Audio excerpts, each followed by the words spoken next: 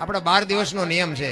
આપણું ગરુડ પુરાણ એવું કહે છે કે આત્મો નીકળે ને પછી 12 દિવસ સુધી આ ફરતો હોય, એની ચેતના છે ને આ ફરતી હોય. 12 દિવસ સુધી ધર્મરાજાના દરબાર ખોલતા નથી એવું કહે છે.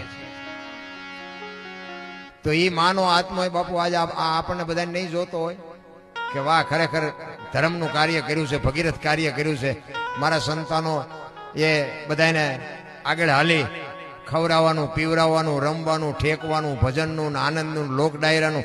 ખરેખર બાપુ એ માના આશીર્વાદ બાપુ તમારી મારી માથે એ અત્યારે આમ ખમા ખમા ખમા કરતી છે. માં ચેતના બાપુ તમારી મારી 12 દિવસ સુધી, 12 દિવસનો નિયમ એટલા માટે છે કે મા અને બાપે તમારી અને મારી માટે કાંઈક બાપુ સંઘર્ષ કર્યા હોય જીવનમાં. એટલે 12 દિવસનો એ નિયમ છે કે હું ગયા પછી મારા સંતાનો મારી પાછળ શું કરે છે.